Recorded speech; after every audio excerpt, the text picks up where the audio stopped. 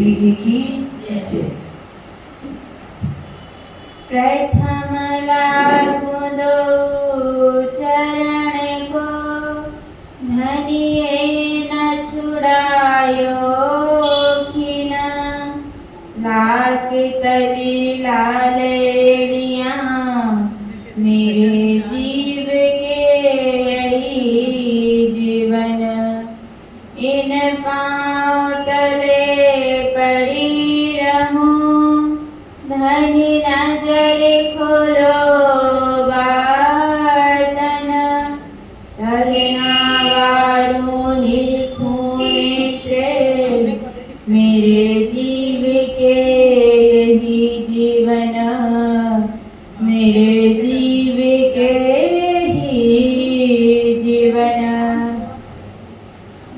चर्चा प्रारंभ होत है, सुनो साथ चित दे, भजो राज श्यामा श्री प्राणनाथ, सखी जीवन हमारो यह, श्री महामति कहिए साथ जी, भया चर्चा का वक्त, अब तुम सुनियो चित्त दे, लाल आगे आए बैठे इन तखत, लाल आगे आए बैठे इन तखत। कौन शास्त्र में कहाँ कही है, सो हमें कहो दे साख, नई राह है तुम्हारी, सो कहो हमें विध भाख, सो कहो हमें विध भाख। कही व्यास हरवंश में,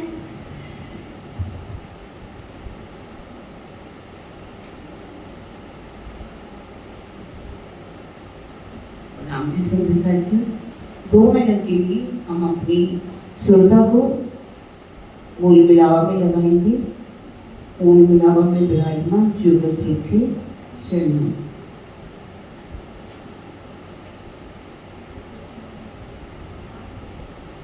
मैं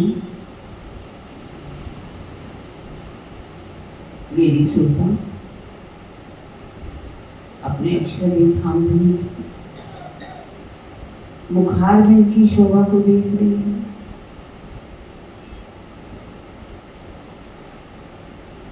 चरण कमलों की शोभा को देखा, नैनों की शोभा को देखा, नासिका, हंसती हुई हरवटी, दोनों गाल, शीश कमल पर आई हुई सेंदुरिया रंग गुलाब की पाग में लगी हुई दुधुली, लंगी की शोभा को देखा, अमृत जुल्फों की शोभा को देखा, आज में धाम देने की श्रवण अंगों की शोभा को देखी, श्रवण अंग अति सुंदर, अति रसीले, रंगीले, जिनमें आई हुई बालों की शोभा को देख रही है। बाले जिनमें 4-4 ऐंठे आई हैं,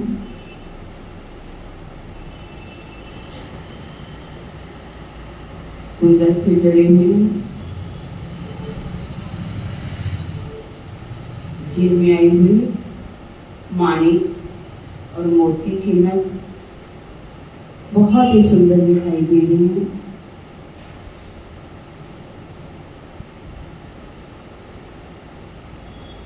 माणिक से किरणें निकल रही हैं, मोती से भी किरणें निकल रही हैं। पूरा मेल मूल मिलावा जगमगाता हुआ दिखाई दे रहा है।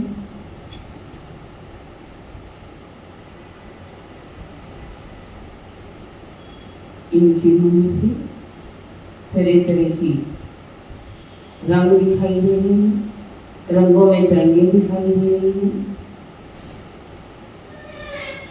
कभी मेरी आंखों बालों की शोभा को देख रही है, कभी करण फूल की शोभा को देख रही है।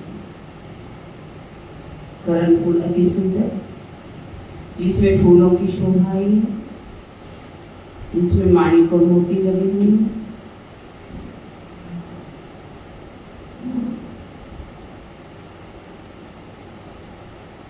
इसकी आभा गालों के ऊपर बहुत ही सुंदर दिखाई दे रही है। ये शोभा मेरे हृदय में बसती चली जा रही है।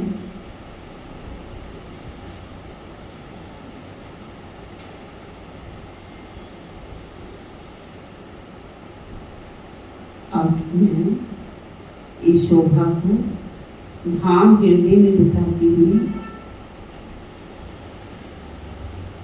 अब मैं वापस लौटती हूँ। बोलो श्री प्राणनाथ प्यारे की जय। बोलो श्री सद्गुरु महाराज की। आप अक्षती धाम के धनी लाला जी के धाम हृदय में विराजमान होकर के हमें हरिद्वार की बीतक जो है वो सुना है। हमने हरिद्वार में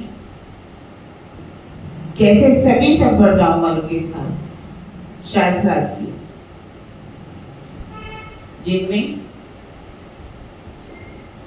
वैष्णव मत की 4 संप्रदाय, 10 नाम सन्यासी, 6 दर्शन,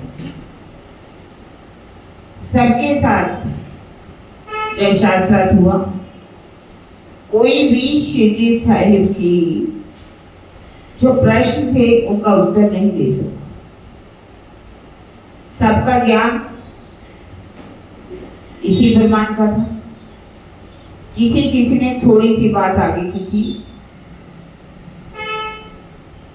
लेकिन हमारा जीव भाव सागर से कैसे पार हो सकता है,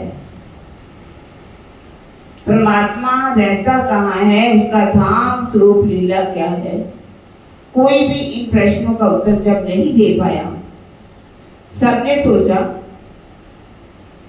कि ये तो किसी तरह से बंद ही नहीं है। हमें भी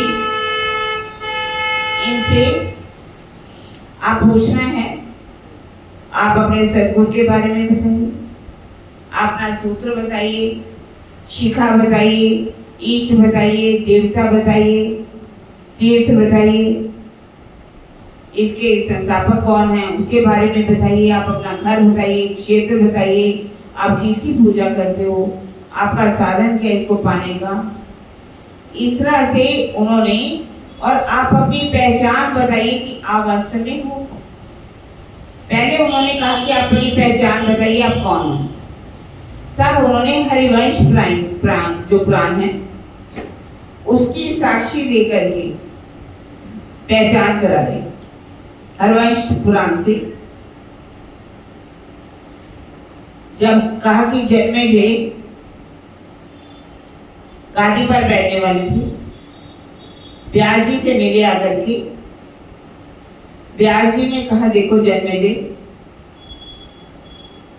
अब तुम गादी पर बैठो, जब गादी के ऊपर बैठोगे, राजा बनोगे, तो जरूरी है कि आप एक घोड़े पर सवार भी हो। घोड़े पर सवार होना पर इस दिशा में जंगल की तरफ मत जाना, लेकिन आपका घोड़ा आपको उधर जरूर लेकर के जाए। जब उस घोड़े से आप वहां जाओगे तो रास्ते में आपको एक अप्सरा मिलेगी। अप्सरा के पास इतनी सुंदरता होगी आप मोहित हो जाओगे। देखिए ध्यान रखना, आपको मोहित नहीं होना, लेकिन अनहोनी ऐसी होगी कि आप मोहित हो जाओगे और आप उनसे शादी भी कर लोगे। जब शादी करोगे तो आपको ब्राह्मणों को भोजन जो है वो भी कराना पड़ेगा। जब आप भोजन कराओगे, कहने लगे आप अपनी पत्नी को नहीं रखना, लेकिन नियम के अनुसार दोनों पति पत्नी जो हैं वही ब्राह्मणों को भोजन करवाते। और हुआ भी ऐसे ही। जब उन्होंने राजा बनी, घोड़ा दौड़ाया और गल दिशा में चला गया, अप्सरा मिली इतनी सुंदर कि वो मोहित हो गए। ना चाहते हुए भी उन्होंने उनसे शादी करा ली। जब शादी कराई तो वो जंगल मतलब ब्राह्मणों को भोजन भी करवाए। जब वो भोजन करवा रहे थे, राजा और रानी दोनों ही, तो नियम होता है कि वस्त्र नहीं बदल सकते। एक बार जब भोजन बांटा गया, बांट लिया उन्होंने, दूसरी बार बांटने के लिए आए तो क्या देखा कि जो उनकी रानी है उनके वस्त्र बदल चुके। उन्होंने एक छींटा दे दिया खीर का। तीसरी बार जब बांटने के लिए आए तो वो छींटा नहीं, वस्त्र बदल चुके थे। तो उन्होंने क्या दे दिया, श्राप दे दिया कि आप क्या है, कोढ़ी हो जाओ, जन्म जन्म के लिए कोढ़ी हो जाओ। उन्होंने भी बता दिया था व्यासनी, आप कोढ़ी हो जाओगी, और वास्तव में भी वो कोढ़ी बन गए। उन्होंने कहा ये मेरा कोढ़ कब ठीक होगा? कहने लगे ये कोढ़ आपका तब तक ठीक नहीं होगा जब तक 28वें कलयुग में पारब्रह्म इस संसार में नहीं आ जाते। वो ब्रह्म आत्माएं इस संसार में जब आएंगी तो सारे संसार को अखंड मुक्ति दी करनी चाहिए। जिसमें हृदय पुराण में ये श्लोक आता है, अभाविनो भविष्यन्ति मुनियो ब्रह्म रूपिणा उत्पन्नाय करो युगे प्रधान पुरुष अश्य तान सर्वान कथा योगे तान सर्वान पूज्यन्ति मानवा यस्य पूजा प्रभावे जीव सृष्टि उदाहरणम। अभाविनो भविष्यन्ति मुनियो ब्रह्म रूपिणा, आएंगी वो कल युग में, परम धाम की आत्माएं आएंगी। कब आएंगी? कल युग में। जब वो इस संसार में आएंगी, सारा संसार उनके ज्ञान को सुन करके, क्योंकि जब वो आएंगी तो एक पारब्रह्म की पूजा करेंगे, सिर्फ एक की। किसी भी अन्य देवी देवता की भक्ति वो नहीं करेंगी। अन्य देवी देवना पूजा मतलब उनकी पूजा नहीं करेगी। ध्यान करेंगी तो उन्हीं का करेंगी। और वो जो आत्माएं संसार में आएंगी, यदि उनका ज्ञान सुन करके कोई भी एक परमात्मा की भक्ति करेगा तो उसका उद्धार हो जाएगा, जन्म मरण के चक्कर से वो छूट जाएगा। क्या कहने लगे जन्मेजय कि आज दिन तक इतने ऋषि आए, तपस्वी आए, तो क्या वो ब्रह्मात्माएं नहीं आई? उन्होंने कहा नहीं, सब अवतार हुए, तपस्वी आए, ऋषि आए, महर्षि आए, मुनि आए, लेकिन ब्रह्म आत्माएं इस संसार में, लेकिन वो कब आने वाली हैं? 28वें कलयुग में ही आने वाली है। उनके प्रताप से ही सारे संसार को खंड मुक्ति मिली। सारा संसार सोचिए इंतजार कर रहे हैं किसकी? ब्राह्मणियों की, आप सब।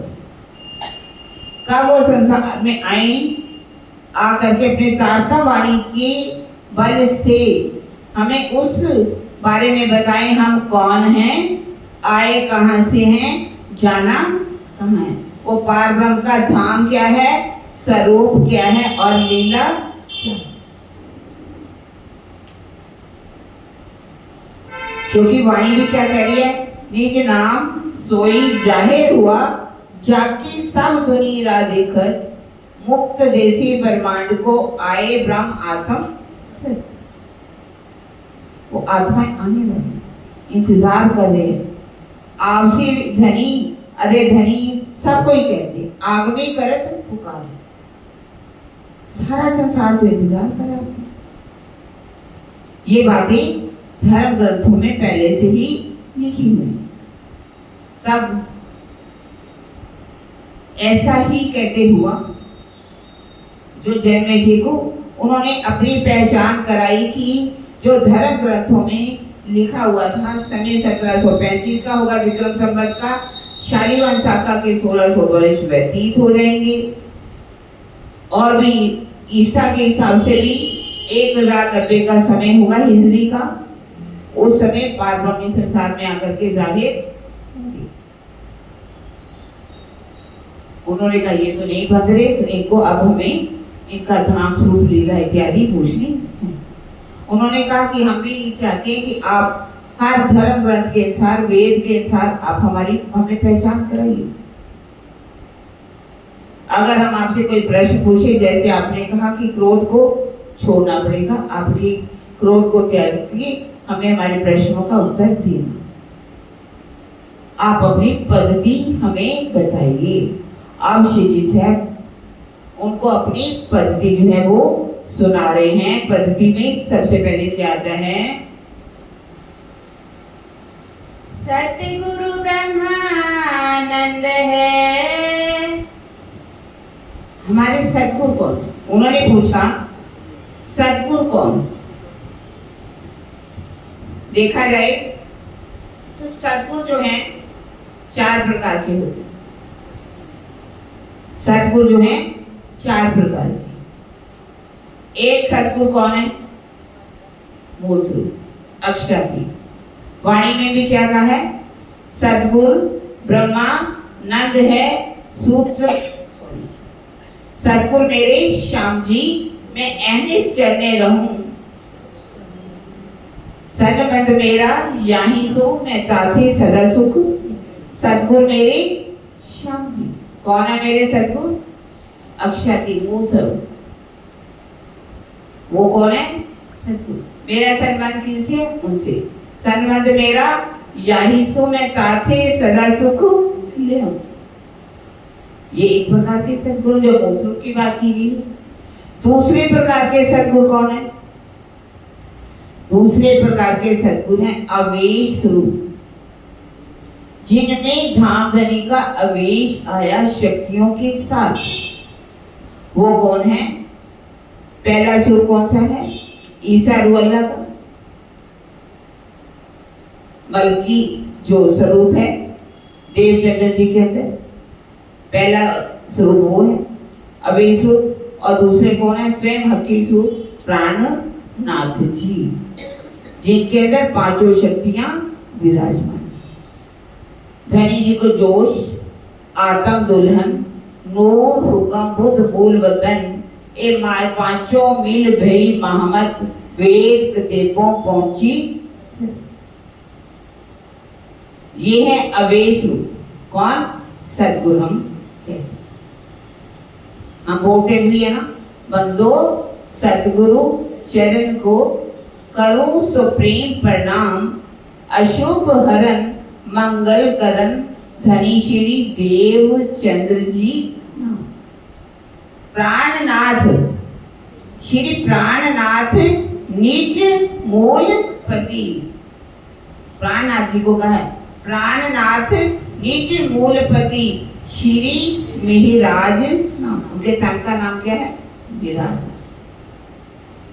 युगल स्वरूप को पल पल करूं,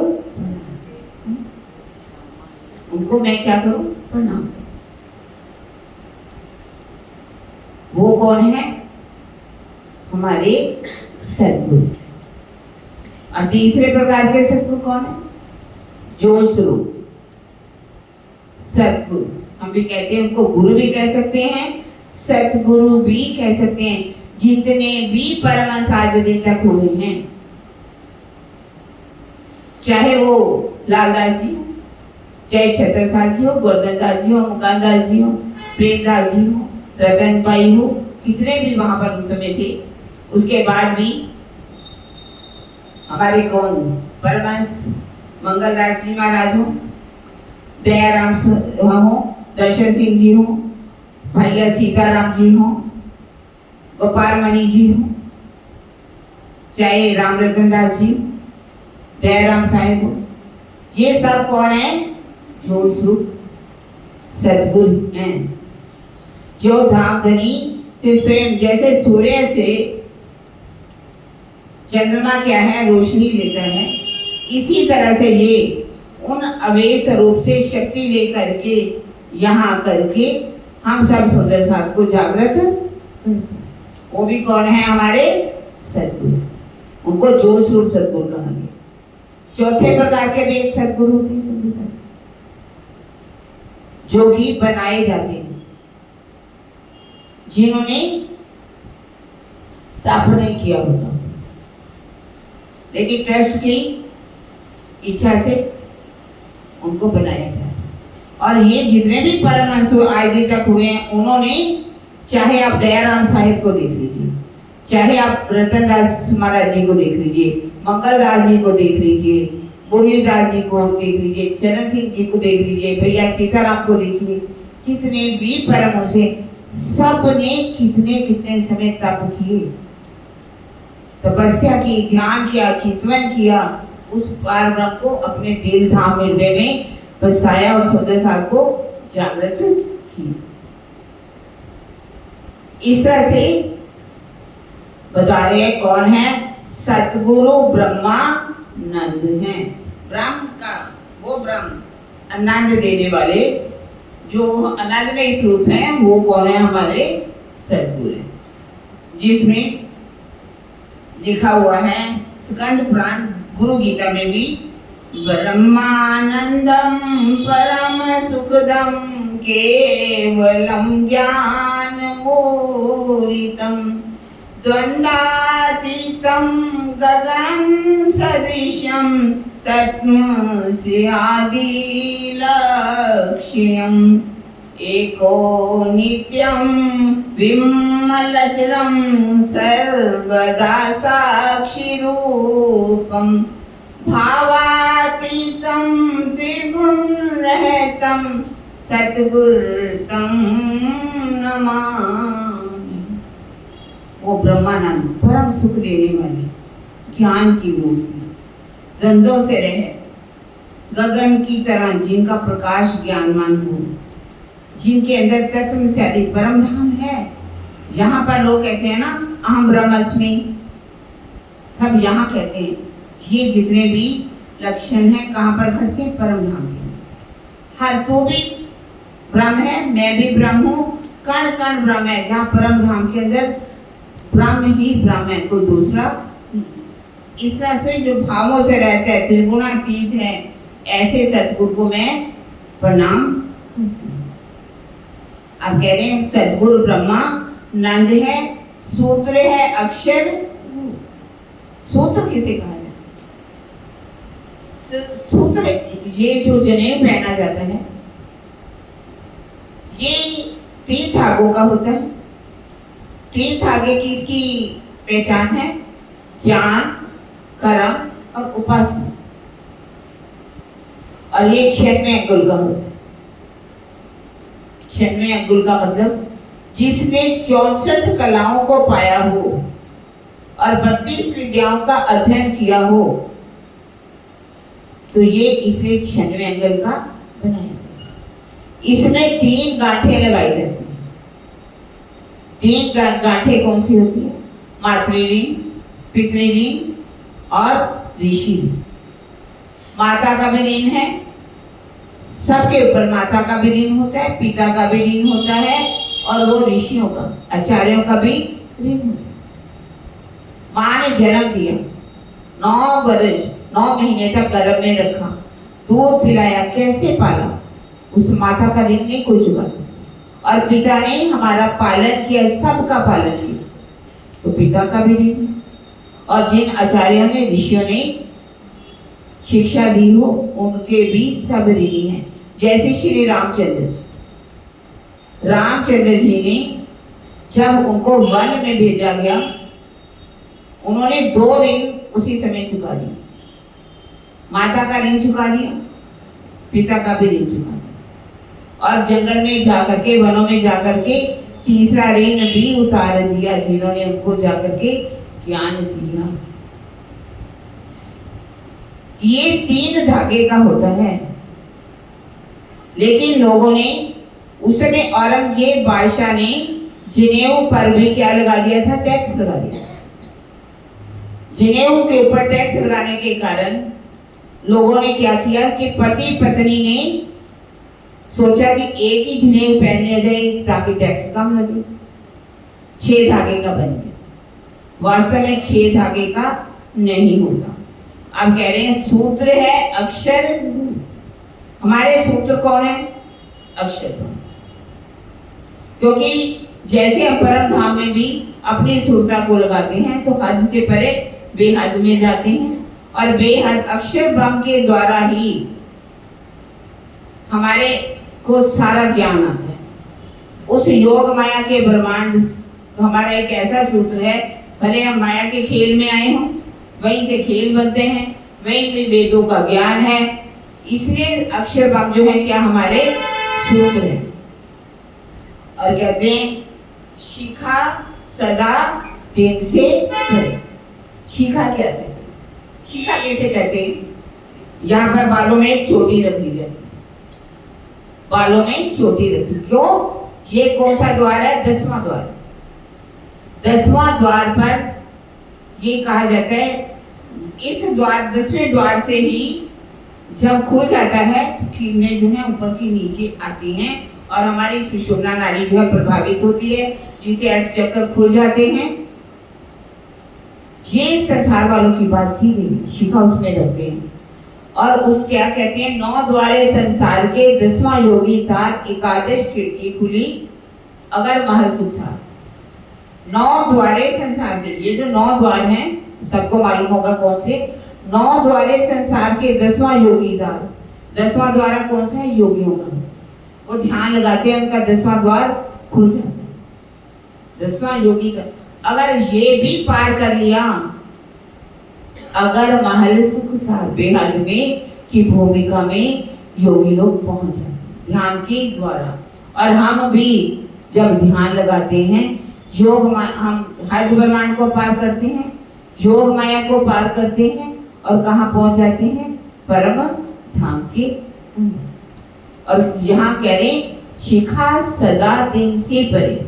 हमारी शिखा जो है, ये बालों का गुच्छा रखना हम अपनी शिखा नहीं मानते, बल्कि ज्ञान रूपी शिखा, जिनसे हमें ज्ञान मिलता है। हद पार बेहद है, बेहद पार अक्षर, अक्षर पार वतन है, जागे इन घर।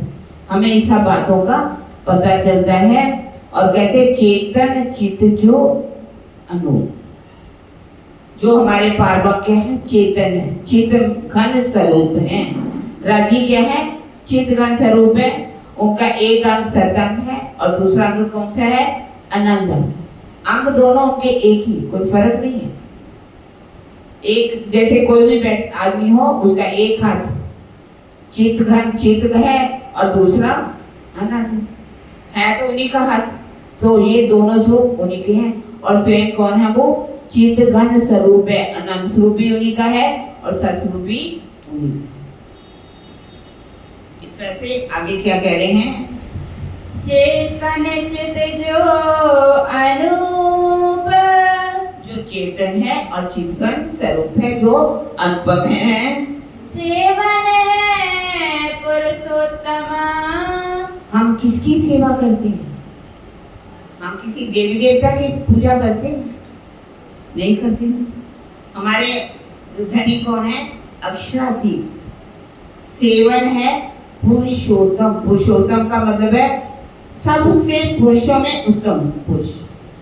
यहाँ पर गीता में भी लिखा है द्वाविमो पुरुषो लोके क्षर अक्षर एव च क्षरे सर्वाणि भूतानि कुटस्थो अक्षर उच्यते उत्तमे पुरुषस्त्वन्य परमात्मा उद्वार्यते।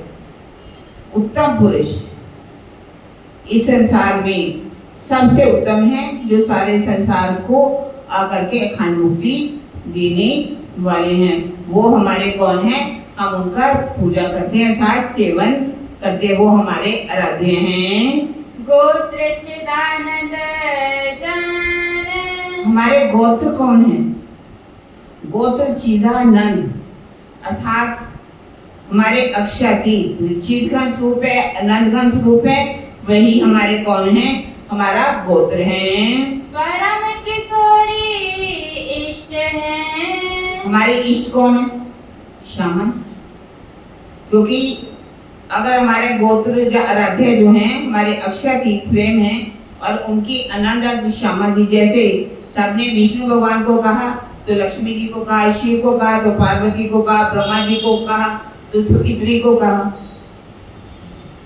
तो हमारे इष्ट कोई दुनिया वाले तो है, हमारे इष्ट कौन है? परम किशोरी, परम सुंदरी इष्ट अनंतम जो है श्यामा जी हमारी इष्ट हैं। पतिव्रत साधन मान, हमें अपने प्रीतम को कैसे रिझाते हैं?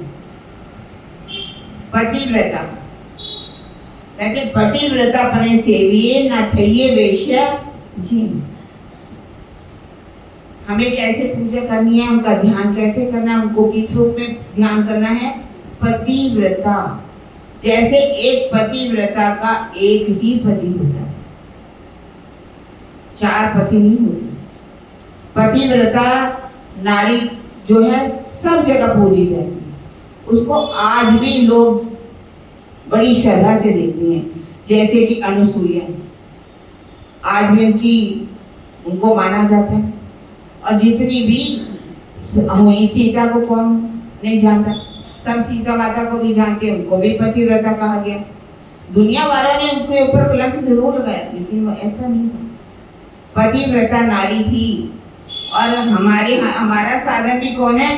पतिव्रता, जिसको कृष्ण जी ने जब ज्ञान सुनाया तो क्या कहा? उन्होंने कहा कैसे मिल सकते हैं हम, उनको कैसे पा सकते हैं? उन्होंने कहा पुरुष से परे पार्थ भक्त्या लभ्यस्तु अनन्या भक्ति। मिल सकती है, उसको पा सकते हो। कौन सी भक्ति करनी पड़ेगी? अनन्या। अनन्या का मतलब क्या होता है? जिसमें दूसरा कोई भी ना हो, उनके बीच में कोई नहीं हो, एक, जिसका प्रीतम एक हो, उसको क्या कहते हैं? पतिव्रता साधन। हमारा साधन कौन सा है? पतिव्रता, इसलिए हम मानते हैं। यदि हम एक को छोड़ करके दूसरों के पास, यदि कोई भी औरत एक को छोड़ करके दूसरों के पास जाते तो उसको वैश्या कह दिया जाता है। उसको संसार में कोई पसंद नहीं करता। या आजकल तो रिवाज ही गंदे हो गए, ना जाने औरतों के अंदर, लड़कियों के अंदर कोई एक संस्कृत जो गुण होना चाहिए था, किसी के अंदर गुण नहीं है। लेकिन हमारे परम धाम की जो आत्माएं हैं, रूहें हैं, जो इस संसार में आई हैं, वो चाहे उनकी दुनिया में कोई भी इच्छा पूरी हो या ना हो, वो कहती है आस में रानी तो करूं जो कोई दूसरा होए जी, सब विद वाला जी सामरथ दिन रहन जाए। मैं आस इच्छा मेरी पूरी करो, हो या ना हो, संसार में मुझे मिले या ना मिले, धन दौलत मिले या ना मिले, मुझे बच्चे मिले या ना मिले, मेरे प्रीतम आप ही हो। संसार वाले क्या करेंगे? शिव जी को छोड़ेंगे, हनुमान जी के पास जाएंगे, हनुमान जी को छोड़ेंगे, राम जी के पास जाएंगे, राम जी को पास छोड़ेंगे तो शनि देवता के पास चले जाएंगे, देवियों के पास चलेंगे, किसी के पास भी चलेंगे। उनके पास अनन्या प्रेम रचना भक्ति नहीं है।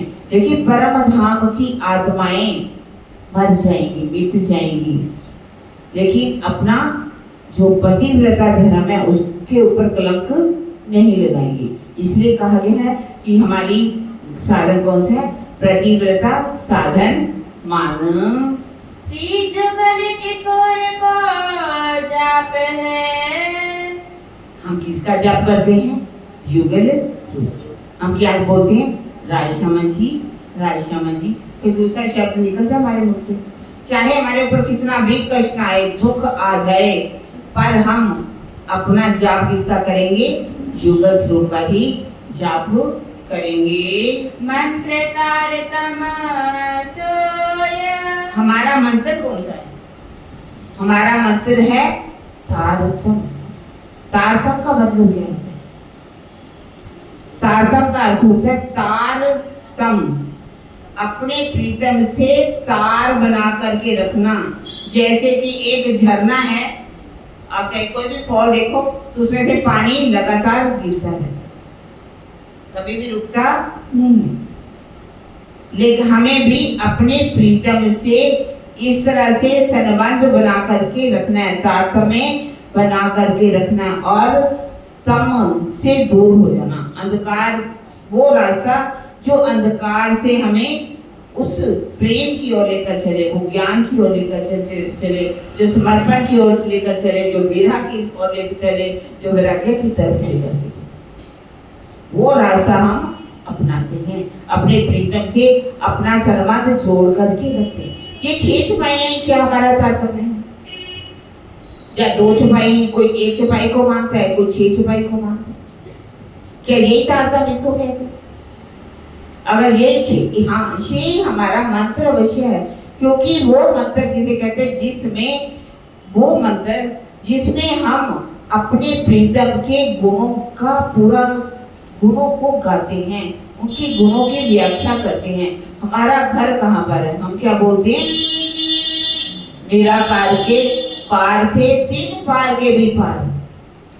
कोई भी आप मंत्र ले लीजिए, जो पहले मंत्र बने हुए हैं, वो मंत्र जो बोलते हैं, उन मंत्रों में एक छोटी सी बात की, रामेण शरणम मम। लोग क्या कहते हैं? कृष्ण शरणम मम, हनुमान शरणम मम। इसका अर्थ वास्तव में क्या होता है? ये गलत अर्थ है। राम मेरी शरण में है, कृष्ण मेरी शरण में है, ऐसा तो नहीं होना चाहिए। क्या रामचंद्र जी हमारी शरण में है? ऐसा बोलना चाहिए उनको। ये गलत। हम देखा देखी राज शरणम हम बना दें, कईयों ने बना भी दिया। हम इन चीटीहार मूर्खता लोगों का देखते हैं ऐसा मंत्र है तो हम भी अपना मंत्र बना लें। हम भी कहें कि इतने ही शब्दों का मंत्र होना चाहिए। जब तक उस मंत्र में पूरा, अगर तारतम को पढ़ लीजिए, उस तारतम क्या कहते हैं? वाणी मेरे पीयू की न्यारी जो संसार, निराकार के पार थे, 3 पार के भी अंग उत्कंठा। अपनी बात करें, उपजी मेरे करना है विचार, ए सतवाणी मत के लियो जो इनको सार। इन सार में कई सत्य सो मैं निर्णय। ए सुखदेव वादा भी कहते हैं, ए सुखदेव ब्रह्म सृष्टि को तो मैं अंगना, जब ए सुख अंग में आ वही तब छूट जाए, आयो आनंद अखंड घर को श्री अक्षरातीत। कितनी बड़ी बातें, कितने वायदे करते हैं व्रत से, क्या क्या प्रार्थनाएं करते हैं। ये धनी आप मेरे इस अखंड घर में आ जाइए, मेरे दिल में। यही तो आपका अखंड घर है ना। आपने ये वायदा कर रखा है, मैं आपके घर में रहूंगा। मोमिन को घर कहाँ गया? ऊपर तले अर्श ना किया, अर्श किया मोमिन। मेरा घर कहीं और नहीं। मोमिनों का कलूब जो है, दिल जो है, वही तो मेरा घर है। इस तरह से इस तारतम की बात कर रहे हैं। मंत्र तारतम सोए। हमारा ये मंत्र जो है, ये तारतम है, जिससे हम अपने प्रीतम को याद करके अपने अंदर का अंधकार से हम रोशनी की तरफ चलते हैं। इस अमृत, इस अज्ञानता के संसार से वो परम धाम जहाँ पर अखंड सुख ही सुख है, आनंद ही आनंद है, शांति ही शांति है, प्रेम ही प्रेम है। हम उस मंत्र में अपने प्रीतम के गुणों को गाते हैं। हमारी वाणी जो है 18,758 छपाइयाँ ही हमारा तारतम्य है। ब्रह्म विद्या देवी सही। उन्होंने क्या देवी बनाई? किसी ने कामाख्या देवी बनाई, किसी ने लक्ष्मी बनाई, किसी ने रुक्मिणी बनाई, किसी देवी को बनाया, भद्रकाली को देवी बना दी। लेकिन हमारी देवी कौन सी है?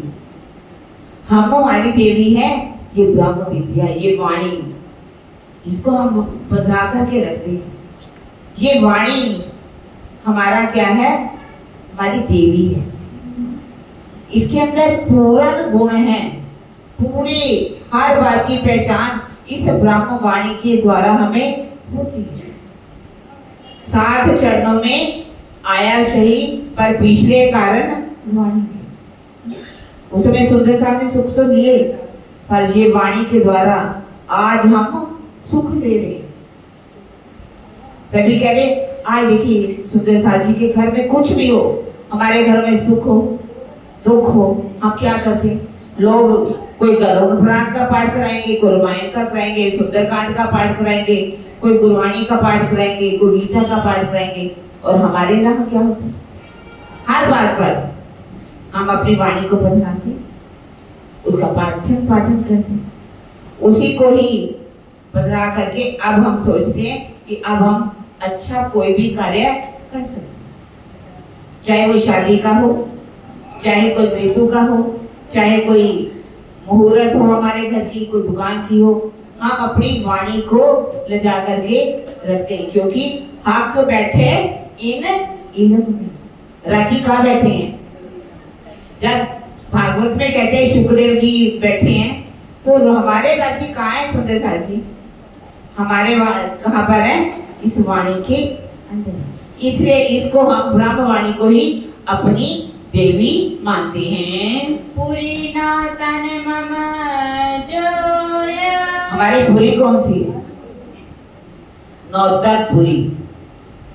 नौतनपुरी क्यों नौतनपुरी की इतनी महत्ता है? क्योंकि नौतनपुरी में सबसे पहले हमारे श्यामा जी देवचंद्र जी आकर के, जिनको अक्षयातीत ने अपना दर्शन दीदार दिया, पूरी पहचान कराई श्याम जी के मंदिर के अंदर। राज्य के चरण कमल, धामधनी के चरण कमल सबसे पहले कहां पर आए? नौतनपुरी के। इसलिए उनको कहा, लोगों की पुरियां कौन सी? कोई जगन्नाथपुरी में जाएगा, कोई अयोध्यापुरी में जाएगा, काशी में जाएगा, कोई मथुरा में जाएगा, कोई अयोध्या में जाएगा। हर कोई अपनी अपनी पुरियों में घूमते हैं। हम अपनी पुरी नौतनपुरी में जाते हैं। 7800 पक्ष शाखा सही। हमारी शाखा कितनी है? 108 पक्षों वाली हमारी शाखा। हमारी शाखा 108। इसीलिए माला में मन के भी कितने होते हैं? 108। 108 का महत्व है सुंदर साहब जी। जैसे कि 9 प्रकार की भक्ति है, 9 प्रकार की भक्ति मानी जाती है। दास्य है, सखा है, आत्म निवेदन है, श्रवण है, कीर्तन है, पासेवन है। इस तरह से 9 प्रकार की भक्ति। हम भी बोलते हैं ना, नवधा से न्यारा के हाथ 14 भवन में नाई, सो प्रेम कहाँ से पाइए, जो बसत गोपीना गोपिका। नवधा से न्यारा, हमारा नवधा भक्ति से कोई मतलब नहीं। नवधा से न्यारा गया, 9 प्रकार की भक्ति है। और इसको कितने प्रकार के लोग कैसे करते? 3 प्रकार से। कैसे? सतोगुनी, रजोगुनी और तमोगुनी। 3 प्रकार के गुणों वाले जीव है यहाँ पर, सभी 3 प्रकार के गुणों वाले जीव। तो 9 से 3 को गुणा करेंगे तो कितना बनेगा? 27। 9 तिया 27। अब इसको सुनने वाले, पढ़ने वाले, जानने वाले कितने प्रकार से? 3 प्रकार से। पुष्टि से, मर्यादा से और परवान से। कुछ लोग पुष्टि से आते, आना है तो आना है। उन्होंने रास्ता कौन सा अपना लिया? देवचंद्र जी। देवचंद्र जी ने 14 वर्ष तक पुष्टि से मर्यादा, पुष्टि से भागवत सुनी थी, नियम का उल्लंघन नहीं किया। माया की कितनी उलझने उन पर आई, भले कितना बुखार हो गया, शरीर की उन्होंने परवाह नहीं की। उन्होंने कहा धर्म है तो देह, धर्मो रक्षति रक्षक। जो धर्म की रक्षा करता है, धर्म उसकी छतरी की तरह रक्षा करता है। पर हमने तो उल्टा बना लिया, वेद है तो धर्म है। हमें वेद का ध्यान रखेंगे तभी तो हम धर्म का पालन कर सकेंगे, लेकिन नहीं। पुष्टि का अर्थ ही होता है कि हमें जो चर्चा सुनी है पुष्टि से ही सुनी, और जो सुना उसको अपने रहने में भी, जीवन में भी उतारा। एक होता है मर्यादा से। मर्यादा में क्या? बेबी जी की मंदिर में बीतक रखी हुई है, सब जाएंगे। ये हमारे को एक बना रखा है कि इसी महीने में हमें बीतक सुननी चाहिए, कुछ भी हो जाए। मर्यादा से आ गए, आ भी गए, कुछ सुना कुछ ना सुना, कुछ इधर कोई उधर, बैठ गए आकर के। नहीं सुनेंगे तो लोग, अरे क्या आप बीतक के दिनों में भी बीतक सुनने नहीं जाते? हमारे को कोई ताना ना दे दे, ऐसी कोई बात ना कर दे, तो मर्यादा हमें पालन करनी है। क्योंकि सारे लोग जाते हैं तो हमारे कोई कहेगा आप कैसे सुंदर साथ हो, मर्यादा से। और एक है पुष्टि, मर्यादा और परवाह। परवाह का मतलब क्या है? परवाह से चल रहे हैं लोग, आगे नहीं आए तो कोई बात नहीं, आ भी गए, बैठ भी गए, ध्यान इधर उधर। वो क्या कर रही है, वो क्या कर रही है, वो ऐसे कर रही है, इसको ऐसे नहीं करना चाहिए, इसको बैठना चाहिए।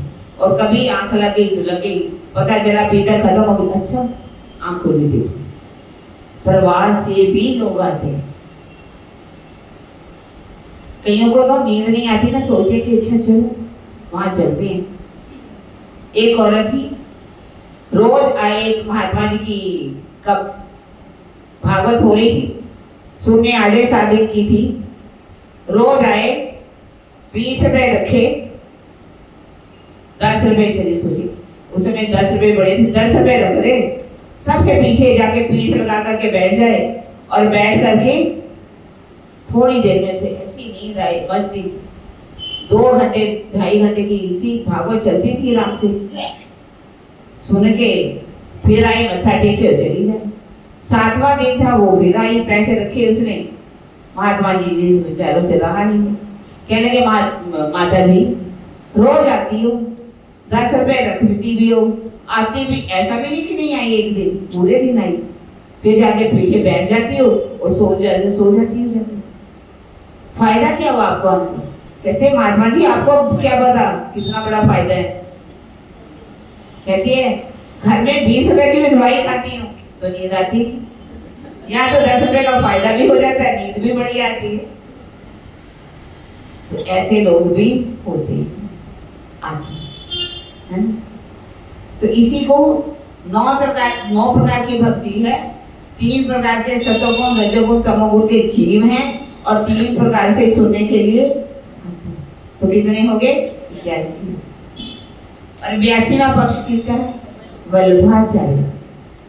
वल्लभाचार्य जी जिन्होंने उस अखंड वृंदावन का वर्णन किया, अखंड लीलाओं का वर्णन किया। कहा जाता है उन्होंने सेध तो लगाई जोग माया की, लेकिन उसको पार वो भी नहीं कर सके। निशानियां तो लिखवा दी भागवत के अंदर, सुबोधनी टीका में। इनको पक्ष कौन सा मिला? 82वां पक्ष। और 83वां पक्ष किसका है? कबीर जी। कबीर जी जिन्होंने वर्णन किया परम धाम। क्या कहा उन्होंने? जा घर में अबला बसे बहे प्रेम के फूट, कबीरा वो घर मुझसे। चलते चलते पग थके नगर रेहानो को, बीच में डेरा पड़ गया कबीरा काको देऊं। उन्होंने परम धाम की बात कही। मैं भी चला, चलते चलते मेरे पग थक गए, क्योंकि उनका ठिकाना कौन सा है?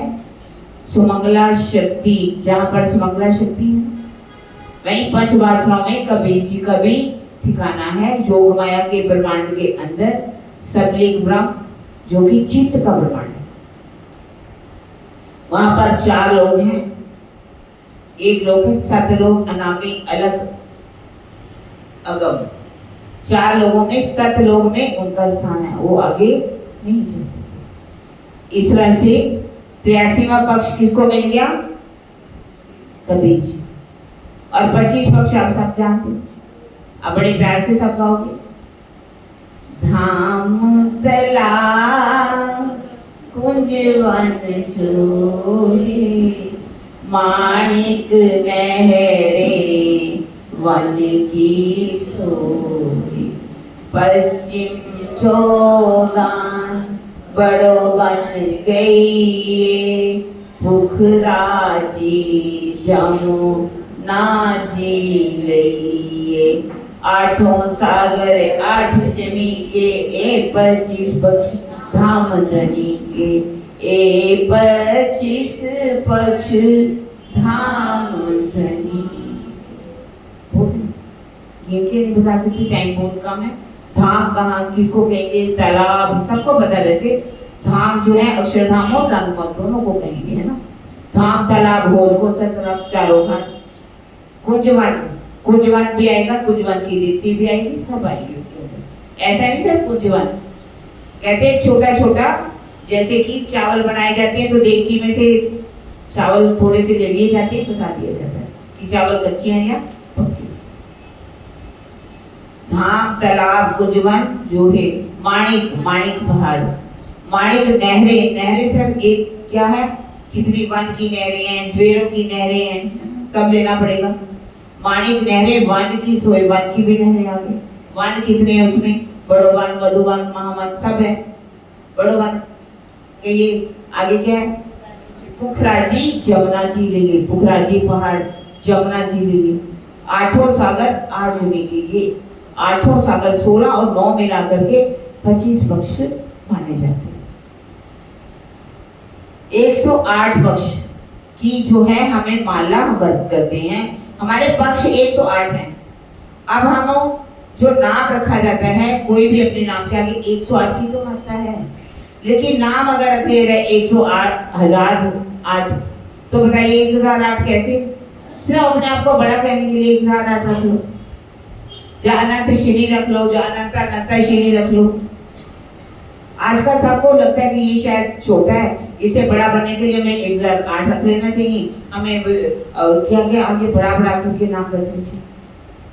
108 की पक्ष की माला है, 108 हमारे धर्मधाम के पक्ष हैं, 25 पक्ष है। इस तरह से 108 को ही मान्यता प्राप्त है। शाला है गोलोक, हमारी शाला कौन सी है? गोलोक क्यों कहा? जहाँ ब्रज की लीला आज भी अखंड है, ये हमारी शाला है। सतगुरु चरण को क्षेत्र है, हमारा क्षेत्र क्या है? सतगुरु चरण। हम जब ध्यान लगाते हैं, प्रणाम करते हैं राजी को मंदिर में भी आकर के, हम सबसे पहले श्यामा जी के चरणों को भी प्रणाम करते हैं। हम क्या कहते हैं? प्रथम लागो दो चरण को, धनी ए न छुड़ाइयो खीन, लाख तली लाल एड़ियां मेरे जीव के एड़ी, इन पांव तले पड़ी रहूं, धनी नजर खोलो बातन, बालना वालों निरखो नेत्रे मेरे जीव के एड़ी। सतगुरु चरण को क्षेत्र है, हमारे क्षेत्र श्यामा जी के जो नूरी चरण कमल है वो हमारा क्षेत्र है। जहाँ जाए सब सुख, जब उन चरणों में प्रणाम करते हैं, जब उन चरणों का दीदार करते हैं, तो माया का कोई भी दुख हमारे अंदर नहीं है, माया के सारे दुख भाग जाते हैं। सुख विलास माहे नित्य वृंदावन, हमारे सुख विलास का स्थान है, इंद्रियों का दमन करना नहीं। जब जैसे सबने आंख पार करना, सुख विलास का स्थान बता दिया। हमारा सुख विलास का स्थान कौन सा है? नित्य वृंदावन, जहां पर हमने लीलाएं की। कहां पर? केवल ब्रह्म में हमने वृंदावन में जाकर के लीला की। और उसके बाद उस लीला को कहाँ खंड कर दिया गया? सबलिंग के महाकारण के अंदर। जब हम अपना ध्यान लगाते हैं यहाँ पर, जैसे ही हम शैव योग माया को पार करते हैं तो हमारी सुरता सबलिंग में पहले ब्रिज की लीला को देखती है और महाकारण में रास की लीला को भी देखती है। ये हमारा क्योंकि सुख विलास का स्थान है। कृष्ण महाविष्णु है जो हमारे ऋषि कौन है? महाविष्णु को क्यों कहा गया? महाविष्णु को ऋषि इसलिए कहा गया क्योंकि जितना भी वेदों का ज्ञान है, धर्म ग्रंथों में जो भी निशानियां लिखाई गई वो किसके द्वारा ही? महाविष्णु के द्वारा। महाविष्णु क्योंकि अव्यकृत ब्रह्म के अंदर ही आपने पढ़ा था, समझाया था कि 4 वेदों का स्थान स्थूल के अंदर है। 4 वेद महाकारण के अंदर हैं और सूक्ष्म में कहां पर आए? कारण में आदि नारायण के अंदर। आदि नारायण के अंदर सभी धर्म ग्रंथों में जो निशानियां लिखवाई गई, इसीलिए हम अपना ऋषि किसको मानते हैं? महाविष्णु को ही मानते हैं। वेद हमारा श्वास है। वेद हमारो श्वसन है। हमारा वेद कौन सा है? श्वसन। 4 वेदों के बारे में सब जानते हैं। 5वां वेद ये वाणी हमारी, जो हम सिंहासन पर विराजमान कर रखा है, वो वाणी जिसके द्वारा हमें अपने हम कौन है, कहां से आए हैं, हमें जाना कहां है, हमारी आत्मा का प्रीतम है कौन, हमारा वास्तविक घर क्या है। आप कितने भी ग्रंथ पढ़ लो, रामायण को पढ़ लो, गुरुवाणी को पढ़ लो, चाहे गीता को पढ़ लो, हाँ कुछ निशानियां कुरान के अंदर जो लिखी है और कोई निशानी किसके अंदर है? बाइबल के अंदर है। पर जैसे घर हमारा वास्तव में कैसा घर है, परिक्रमा ग्रंथ पढ़ लीजिए। परिक्रमा ग्रंथ में हमारे घर की एक एक गली का वर्णन है। पर एक गलियां अर्श की बोंगे ना भूले, अरवा अर्श की यारी में प्रधाम की आत्मा कहाँ खेलती? इन्हीं गलियों में घूमती। जब इच्छा करती है चितवनी चचनी में डूब जाती है, तो इन गलियों में तो घूमती रहती है ना, क्योंकि हमने परम धाम में जब भी खेल खेलते हैं, घूमने जाते हैं, तो इन गलियों में जाते हैं, अपने पक्षों में घूमने जाते हैं। तो इसीलिए ये कहा गया है कि हमारा वेद स्वसम वेद है। तीर्थ जमुना सोए। हमारा तीर्थ कौन है? जमुना जी। ये दिल्ली में बहने वाली गंदी जमुना जी नहीं, या और भी कई गंदी जमुना जी जो बह रही, वो जमुना जी नहीं है।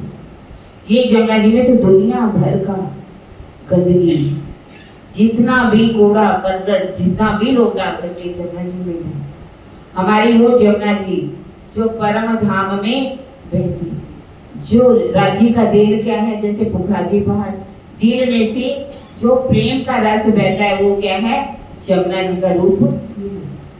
दिल श्यामा जी के दिल का बहता हुआ रस ही हमारी जमुना जी। जब हम जमुना जी में झील ना करते हैं, हमें अपने नूरी स्वरूप का दीदार होता है और हम अपना नूरी श्रृंगार करते हैं। बिहोरियों में इश्क का श्रृंगार सज करके ही अपने प्रीतम से मिलने के लिए मूल मिलावा में जाते हैं। शास्त्र श्रवण श्री भागवत। हम शास्त्र हमारा कौन सा है? भागवत को क्यों सुनते हैं? क्योंकि भागवत के अंदर शुकदेव जी ने ब्रिज की लीलाओं का वर्णन किया और राज की लीलाओं का भी वर्णन। वरना भागवत के अंदर आप देखिए सुरेशा जी, हम पूरे भागवत को आपने देखा, जब हरजी व्यास के पास जूनागढ़ में शिव जी साहब जाते हैं तो 2 महीने तक कैसे वो बैठ करके उनकी भागवत सुनती, क्योंकि भागवत के अंदर ऐसी ऐसी भी बातें लिखी हुई हैं जो किसी को पचेगी नहीं। जैसे शशि बिंदु एक राजा हुए, लिखा हुआ कि उसकी 1 अरब संतान थी। आप सोचिए किसी की 1 अरब संतान हो सकती? चित्रकेतु एक राजा था जिसकी 1 करोड़ क्या थी? रानियां थी। चित्रकेतु राजा था जिसकी 1 करोड़ रानियां थी। बताइए कैसे रानियों से 1 करोड़ से कोई शादी कर सकता है? 1 करोड़ से शादी करने के लिए 1 करोड़ तो पंडित भी बुलाने पड़ेंगे, फेरे कहाँ होंगे, वो बेचारी एक रानी से जिंदगी भर में कभी बात हुई भी होगी कि नहीं होगी, कोई किसी बात का कोई तो लॉजिक होना चाहिए ना, एक करोड़ रानियां कैसे हो सकती। फिर लिखा हुआ है प्रियव्रत एक राजा था जिसने अपना रथ घुमाया तो समुद्र बन गई। प्रियव्रत राजा एक रथ घुमा रहा है तो उसमें समुद्र बन सकती है। और एक अरब संतान को पैदा करने के लिए बताइए कोई जानवर है, जानवर भी कोई हो तो भी ऐसा नहीं कर सकता, कैसे इनकी ये बातें। लेकिन इन बातों को अगर हम ना लें, पर इसके अंदर भागवत के अंदर जो हमारी ब्रिज की लीलाओं का वर्णन है 10वें स्कंद में 90 अध्याय के अंदर 1 से 35वें श्लोक के अंदर ब्रिज और रास की लीलाओं का वर्णन है। इसीलिए हम श्रीमद् भागवत को अपना क्या मानते हैं, ये शास्त्र मानते हैं। बुध जागृत को ज्ञान, हमारा ज्ञान कौन सा है, बुद्ध जागृत को ज्ञान, जागृत बुद्धि का ज्ञान जो है हमारा ज्ञान है। 3 प्रकार की बुद्धि है, स्वप्न की बुद्धि, जागृत बुद्धि और निज बुद्धि। स्वप्न की बुद्धि में जितने भी ग्रंथ हैं वो सारे स्वप्न की बुद्धि के ग्रंथ हैं, उसमें श्रीमद् भागवत भी है। कैसे, क्योंकि जागृत बुद्धि कब आई, आप वाणी में पढ़ते एते दिन त्रिलोक में हुती बुद्ध सुपन सो बुद्ध जी जागृत बुद्ध ले प्रगटे भूरी। कहां पर आए, नौतनपुरी के अंदर। जागृत बुद्धि से पहले नहीं आई। जागृत बुद्धि अगर पहले आई होती तो हम कह सकते थे कि जो श्रीमद् भागवत है वो जागृत बुद्धि का ज्ञान है, क्योंकि चौपाई में लिखी हुई है, क्या है, दिव्य ब्रह्मपुर धाम है।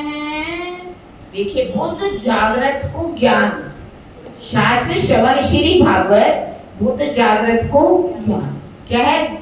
ऐसा लगता है कि श्रीमद् जो भागवत है उसका हम श्रवण करते हैं क्योंकि ये जागृत बुद्धि का ज्ञान है, ऐसा भी अर्थ कर दिया जाता है। वास्तव में ऐसा नहीं है, क्योंकि जागृत बुद्धि का जो ज्ञान है, जागृत बुद्धि जो है कब आई, भागवत तो पहले आ चुकी थी। और हमारी जागृत बुद्धि जो है नौतनपुरी में जब उनको दीदार मिल आकर के सतगुरु महाराज के चरणों में भी प्रणाम करते हैं, और इससे पहले जब देवचंद्र जी को दर्शन होता है 1678 में, उस समय जागृत बुद्धि का ज्ञान आया। तब कहते कुल मूल हमारो आनंद है। हमारा कुल मूल क्या है, आनंद। हम ये सब क्यों करते, हम क्या चाहते, आनंद ही तो चाहते, प्रेम ही तो चाहते, शांति तो चाहते हैं, और फल नित्य विहार फरमान। इसको जब हम पढ़ते हैं, जागृत बुद्धि का ज्ञान जब हमारे अंदर आता है, तब क्या है, हमें हमारी आत्मा परम धाम में विचरण करना चाहिए। हमारी आत्मा परम धाम में घूमती हुई कहाँ पहुंचती है, मूल मिलावे के अंदर, और अपने धनी का दीदार करती है। और हमारा घर क्या बता रहे हैं, दिव्य ब्रह्मपुर धाम। हमारा धाम कौन सा है, दिव्य ब्रह्मपुर धाम। दिव्य ब्रह्मपुर धाम ही ईशा आत्मा व्योमनी प्रतिष्ठित, जहाँ पर आत्माएं अपने प्रीतम के साथ दिव्य ब्रह्मपुर धाम में रहती। इसलिए दिव्य ब्रह्मपुर धाम अर्थात जो परम धाम ही हमारा धाम है। घर अक्षरातीत निवास, हमारा घर कौन सा है, अक्षरातीत का जो घर है वही तो हमारा घर है। ऐसा कोई अलग तो हमारा घर नहीं है। जहाँ हमारे अक्षरातीत, हमारे श्यामा जी, हम सब सखियां वही रहती हैं, वही हमारा घर है। निजानंद है संप्रदाय, हमारी संप्रदाय का क्या नाम है, निज आनंद, निजानंद हमारी संप्रदाय का नाम है।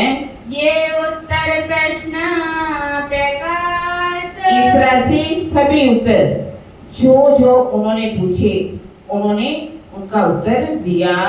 श्री देवचंद्र जी निजानंद, श्री देवचंद्र जी निजानंद निजानंद श्री देवचंद्र जी जिन प्रगट करी संप्रदाय, जिन्होंने इस संप्रदाय को लाने वाले हैं, जिनके द्वारा इसका प्रकटन हुआ है, तिन थे हम यह लखी है, उन्हीं से ही इस संप्रदाय को हमने प्राप्त किया है। द्वार पावे अब ते, अब हम अपना घर द्वार जो परम धाम अपने सुधा के द्वारा जाते हैं, तो या भांत चर्चा बहुत, इस तरह से जब उन्होंने अपनी चर्चा को सुनाया, उस हरिद्वार के मेले के अंदर सभी शास्त्रों के द्वारा साखियां दे दे करके पहचान कराई, तो क्या उस समय था 1735। उस समय भय निशान धूमकेतु तारा भी उस समय निकला और 6 मास भाई 1 मास की वो जो महीना था, साल जो था कितना था, 11 महीने। कभी कभी आप देखिए पिछला जो साल आया था बड़ा हुआ था, 13 महीने का था, है ना। जैसे श्रावण 2 आए थे पिछले बार, और कभी कभी 1 महीना कम भी हो जाता है। उस समय 11 महीने का साल था। इस समय जगत भय से वो पारब्रह्म आकर के जाहिर हो गए सारे संसार के अंदर। सब ने उनको श्री विद्यानंद बुद्ध निष्कलंक स्वरूप में माना, उनके नाम की शाखा भी चलाई, क्योंकि उस रात धूमकेतु तारा भी दिखाई दी। क्योंकि सब धर्म ग्रंथों में पहले से ही लिखा हुआ था, जब आएगा 5000 पांचा तब ये वचन होएगा सांचा। 5500 जब समय होगा, 1735 का समय होगा, आप अगर ध्यान सोचिए 4,32,000 वर्ष का ये कलयुग है, 4,32,000 वर्ष का। और लिखा ग्रहण लगे 3412 तबे वचन हुए निर्धारा, यानी कि जब 3412 ग्रहण लग जाएंगे और एक ग्रहण लगने पर 125 वर्ष की आयु कम हो जाती है। 3412 को 125 से गुना कीजिए, जितना समय निकले उसको 4,32,000 से निकाल दीजिए, 5500 का समय आ जाएगा। आपको ये पता चल जाएगा उस समय पारब्रह्म आकर के जाहिर हो गए। विद्यानंद बुद्ध निष्कलंक स्वरूप, अर्थात अवतार नहीं उसको हम कह सकते, ताए ना कहिए अवतार, उनको अवतार कहना गलत है। वो है श्री विद्यानंद बुद्ध निष्कलंक स्वरूप।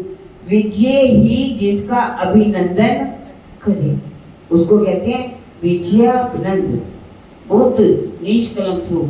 पहले थे जो उनको देवचंद्र जी, उनको भी कहा गया, पर वो निष्कलंक नहीं कहा गया, उनको निष्कलंक स्वरूप नहीं कहा गया।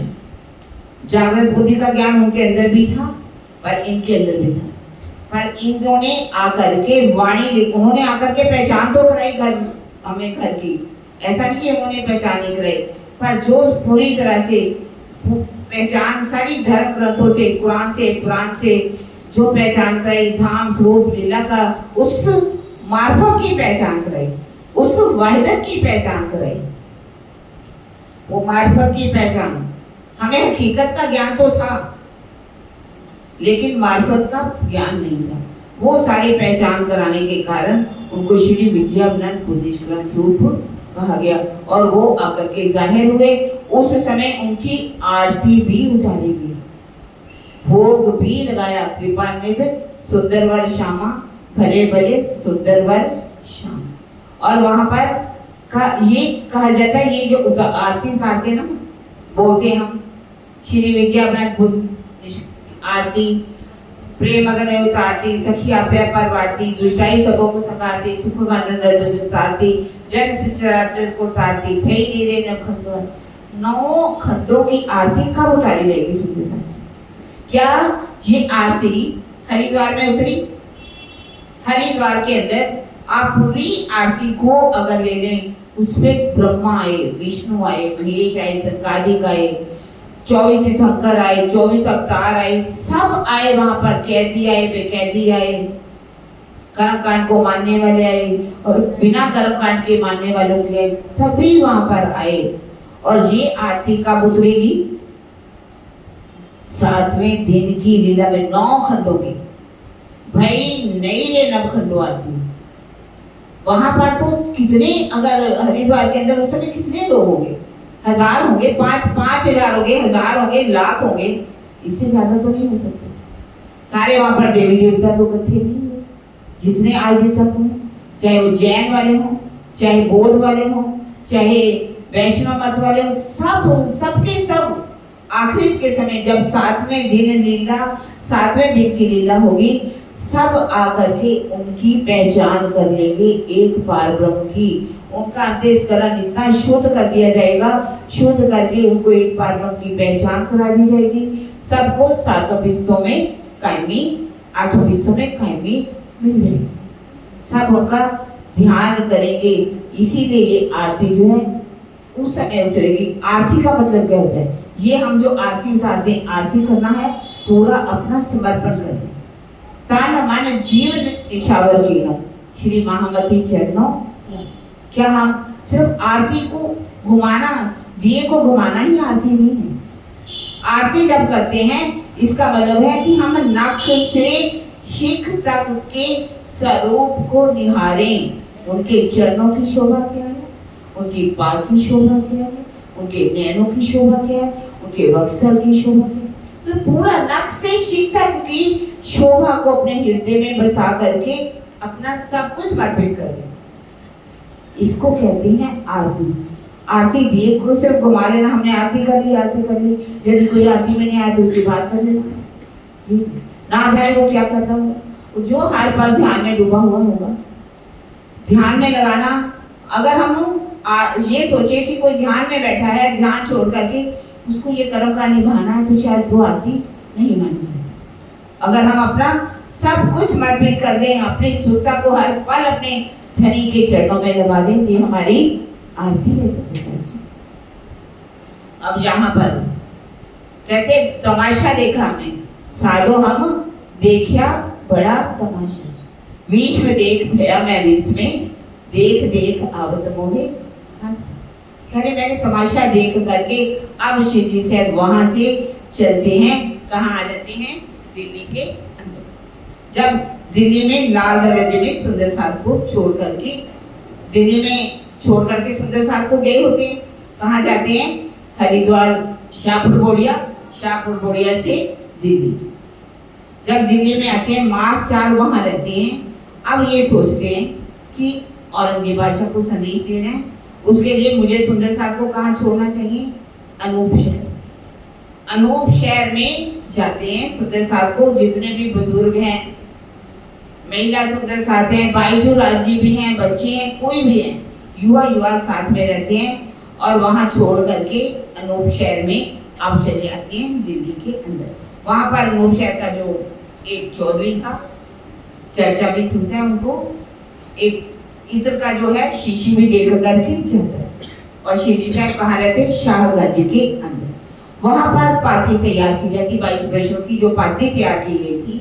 आशाजीत वकील को बुलाते कि आशाजीत वकील जी आप देखिए, जब हमने औरंगजेब बादशाह तक ये पहुंचानी है, आप इस पार्टी को देखिए।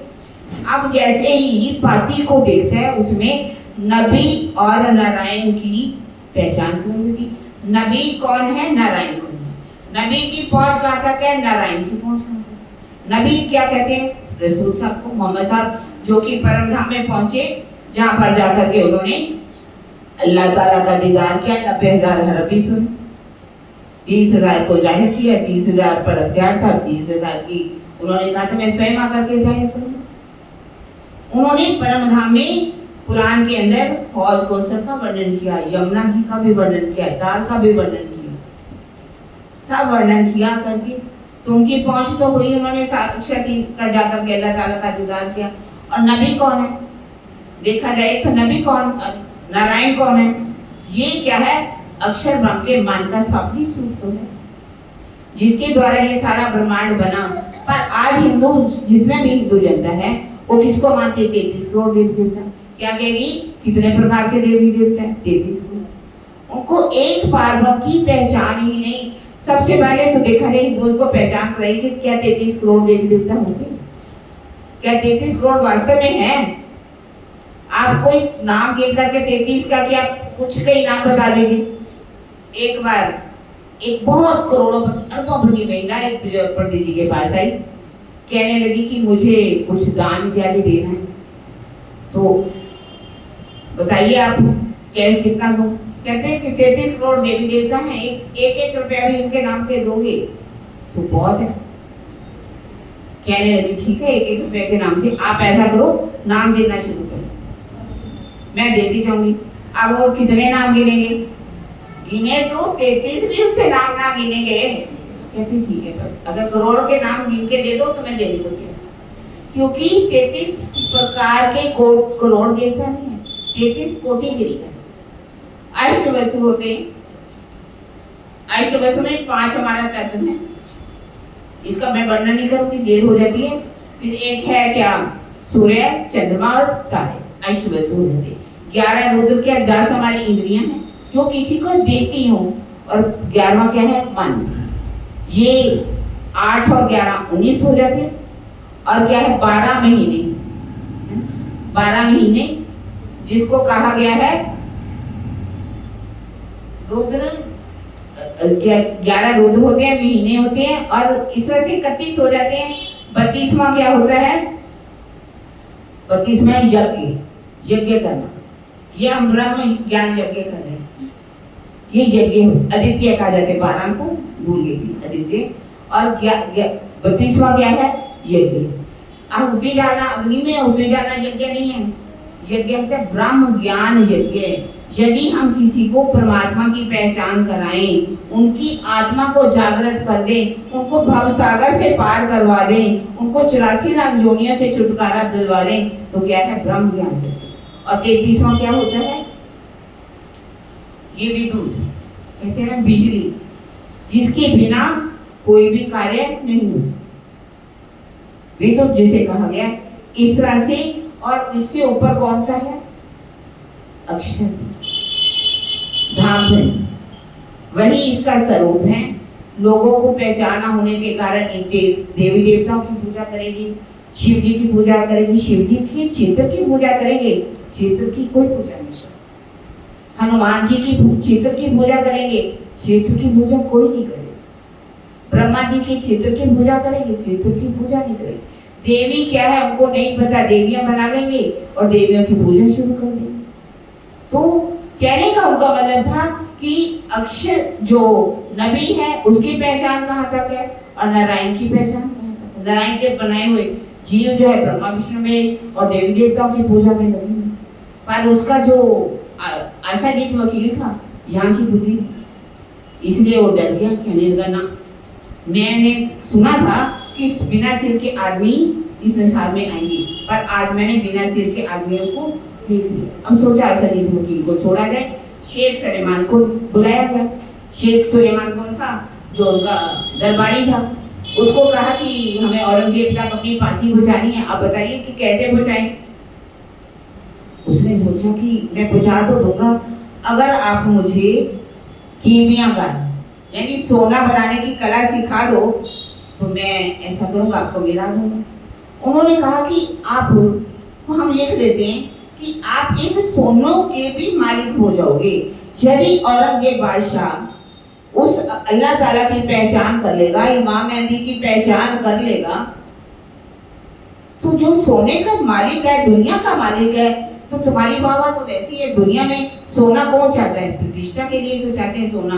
मेरे पास इतना संपत्ति है, इतना धन दौलत है, इतना मेरे करोड़ों का सोना है, किसके लिए ये सब चाहते हैं, अपनी प्रतिष्ठा के। इससे ज्यादा दुनिया में तुम्हारी प्रतिष्ठा हो जाएगी यदि औरंगजेब बादशाह चरणों में आ जाएगा। वो तो डर गया, कहने लगा नहीं नहीं नहीं, अगर बादशाह जो है इस फकीरों की जमात में आ गया, वैरागियों की, वो तो फकीर बन जाएगा, वैराग बन जाएगा, हमारा शरीयत का राज्य कहाँ चलेगा। मुझे नहीं पहचाना ही नहीं, उसने भी मना कर दिया। अब शिकी साहब दिल्ली में रहती हैं, लाल दरवाजे के अंदर।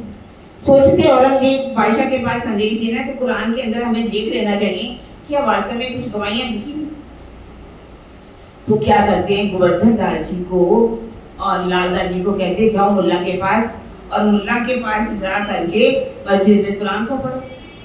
कुरान जा करके मुल्ला से पढ़ते, कुरान को जब पढ़ लेते हैं तो उसमें उनको निशानियां मिल जाए कि कुरान के अंदर तो सारी हमारी निशानियां लिखी हुई हैं। तो हमें जाकर के शिव जी साहब को सच्चाई बता देनी चाहिए।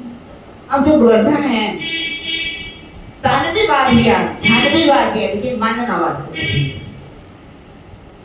पहचान करके भी उसने पहचान नहीं की। कहने लगा कि जो प्राणनाथ जी है वो तो जाना नहीं होगा, भेजेंगे किसको? हमें तो भेजेंगे। अब हम जब औरंगजेब के पास ये संदेश लेकर के जाएंगे, सिर किसको कटाना पड़ेगा? हमें तो कटाना पड़ेगा। हम कहते हैं कि कुरान में कोई निशान नहीं, लेकिन लालदास जी ईमान के पक्के कहने लगे चाहे कुछ भी हो जाए, संदेश तो मुझे देना ही देना है। सच्चाई बोलनी बोलनी, दोनों का झगड़ा हो गया, क्योंकि उसने स्वरूप की अभी पहचान पूर्ण नहीं की। घर बार भी बेच आया, सब पैसा भी उसने लुटा दिया, सब कुछ निछावर कर दिया, लेकिन अंदर बैठे स्वरूप की पहचान नहीं की। कहते छल मूल कहूं मैं कहते मेरे टोने को ही अकार। उन्होंने अकार कैसा ले रखा? टोने का अकार रखा। तन तो हमारा सबका ही बराबर ही होता है, सब तन को ही देखते। अंदर बैठे स्वरूप की कौन पहचान करता है? रूप की तो पहचान करते हैं। दोनों में झगड़ा हो गया, पर देखा जब कि लालदास जी तो मान नहीं रहे, तो अब आगे बढ़ने के लिए ये जाकर के मैं शिकायत कर देंगे तो सारे क्या करेंगे? सोचेंगे कि मेरा ईमान ही पक्का नहीं। भागा भागा गया। अब लालदास जी तो हाथ मुंह धोने के लिए कुछ चले गए, और गोवर्धन दास जी समेत शिव जी से भोजन कर रहे। जैसे ही वहां पहुंचा, गुण करने लगा। कुरान में तो शिव जी साहब हमें डरने की जरूरत ही नहीं, सारी निशानियां जब लिखी हुई हैं तो हम क्यों रंगे भाषा से डरे? जब ऐसी बातें करने लगा, लालदास जी आ गए। लालदास जी कहने लगे शिव जी से, हमारे जैसे लोगों के ऊपर आप विश्वास मत कीजिए। जागने का कार्य आप हमारे ऊपर लेकर के सोचोगे, क्योंकि हमारा ईमान कैसा है? चटाई का ईमान। सामने तो आप हमारे प्राणनाथ जी हो, और पीठ पीछे एक साधारण इंसान हो जो आप हमें मरवाने वाले। अब गुस्सा आ गया गोवर्धन दास जी को ये बात सुन करके। ये बातें आप किसको सुना रहे हो? ये सारी बातें आप मुझे ही तो सुना रहे हो। अब दोनों का झगड़ा देख करके शिव जी साहेब को इतना आवेश आता है, उनका मुख बिजली की तरह चमके। आवेश से उनका मुखार लालिमा से ऐसे भर गया, जैसे कि एक नूर जो उनके चेहरे पर। वो नूर परमधाम की बात नहीं कही, नूर परमधाम वाला नहीं आ सकता, एक कंकरी भी नहीं आ सकती। ऐसा जब उनके चेहरे पर दिखाई देने लगा, तो उन्होंने कहा कि मैं आपके सारे अब जागने का कार्य नहीं करूंगा, क्यों? अब मैं जागने के लिए जा रहा हूँ अनूप शहर की तरफ, मैं जाऊंगा। और आप ऐसा कीजिए, लालदास जी को कहा कि आपको कारखाना दिया जाता है। कौन सा? सभी धर्म ग्रंथों, सभी धर्म ग्रंथों का आप संभालोगे। आपके धर्म ग्रंथों के जितने भी रहस्य आपके द्वारा प्रकट होंगे। भीमदास जी, भीमदास और मुकंदर जी को कहते उदयपुर जाइए और जाकर के जागने का कार्य करिए। और गोवर्धन दास जी को कहाँ भेज दिया? सूरत की तरफ। और स्वयं चल गए अनूप शहर की। जब अनूप शहर की तरफ चलते हैं तो वहां पर सावन का महीना, यही बात, बारिश का समय हो, अंदर इतना आवेश था, इतना जोश आ चुका था। जब राइल फिस्ता बिस्मस कहते दिखाई दे, बैलगाड़ी के ऊपर बैठ के, ऊंट गाड़ी के ऊपर, ऊंट गाड़ी के ऊपर बैठ करके चल दिए अनूप शहर की। यूपी के अंदर है, बुलंदशहर की तरफ निकलो तो उधर अनूप शहर भी। अब वहां जब चले तो कहा जाता है कि उनका पेट में भी कुछ खराबी हो गई, दस्त लगने लगे, इतने दर्द लगे कि माणिक भाई ने दवाई दी, और लाल बाई भी साथ में जी सेवा में तत्पर है। उसने अपना सब कुछ वार दिया लाल बाई ने कि ये मेरे प्राणों के प्रीतम। लालदास जी को भले छोड़ दिया गया वहां पर वो लाल बाई कहने लगी मैं तो शिव जी से रोने लगी, आंखों में आंसू आने लगे। कहते लाल भाई रो, अभी मेरे चलने का समय नहीं हुआ, अभी मैं शरीर नहीं छोड़ सकता, अभी जागने का बहुत कार्य करने वाला है। तुम चिंता मत करो, जैसे समय आएगा मैं बता दूंगी। वहां जाते हैं लोग शहर के अंदर। वहां पर चलते हुए रास्ते में ही सनद की वाणी का अवतरण। सनद ग्रंथ के अंदर 30 पारे कुरान के अंदर हैं और 30 पारे सनद में, सनद की जितने भी वाणी उतरी उसमें 30 पारे और 12 क्या है कलश की वाणी की। वेद और कतेब को एक कर दिया गया। जो कुछ किया कतेब ने सोई किया वेद, दो बंदे एक साहिब के पर लड़त बिना पाए। जो कतेब कह रहा है वही तो वेद कह रहा है। वेद में एक परमात्मा कहा तो कतेब भी एक ही अल्लाह की पहचान करा रहे। इस तरह से वहां पर प्रकाश हिंदुस्तानी भी उतर जाती है, कलश हिंदुस्तानी का अवतरण भी हो जाता है। यही जो चौपाई, 2 चौपाइयां हैं। पहली चौपाई जो थी सत्य, मतलब श्यामा जी व सत्य, पहले था देवचंद्र जी सत्य, उसको बदल करके क्या हो जाता है श्यामा जी व सत्य। और छठी चौपाई जो है उसका भी अवतरण हो जाता है। पहली चौपाई जो थी निज नाम श्री कृष्ण जी। अब सनद वाणी के बाद चौपाई आ जाती है निज नाम शिव जी साहिब, क्योंकि अब ये वाणी किसको भेजनी है? औरंगजेब भाषा की कुरान। जो इंसान इतना कट्टर हिंदुओं का प्रातःकाल मुख भी नहीं देख सकता और वो हिंदुओं की वाणी को कैसे समझेगा, एक वाणी को कैसे सुनेगा, पैगाम को कैसे सुनेगा? कृष्ण के नाम से तो किसी तरह से सुनना ही नहीं था। औरंगजेब को संदेश देने के लिए अब ये निज नाम शिव जी साहिब वहां पर हो जाए। इसका हमें किसी तरह से इन बातों में नहीं पड़ना चाहिए। दिल आत्म जो गवाही दे, जो लो आत्म ना देवे साथ, तो लो प्रबोधिए दस भेद ना। जो जिसकी आत्मा है गवाही दे उसको कर लेना। अब वहां पर एक पाठक था। पाठक जो था, जब चर्चा, पहले तो वेद की चर्चा होती थी, अब कतेब पक्ष की चर्चा होने लगी। कतेब पक्ष की जब चर्चा होने लगी तो पाठक के दिल में क्या आ गया? तब शिव जी साहब ने उनको बिठा करके वेद और कतेब के द्वारा पार्वम की पहचान कराई, अल्लाह ताला की पहचान। क्या परमात्मा हिंदुओं का अलग हो सकता है, मुसलमानों का अलग हो सकता है, हिंदुओं का अलग हो सकता है, जैसे सरदारों का अलग हो सकता है? 5 बच्चे एक स्थान पर रख दो, नए बच्चे जन्मे हुए कहीं के भी, तो कोई बता सकता है कि इनमें से हिंदुओं का कौन सा है, मुसलमान का कौन सा है, सरदारों? सब बच्चे तो एक जैसे ही होते हैं।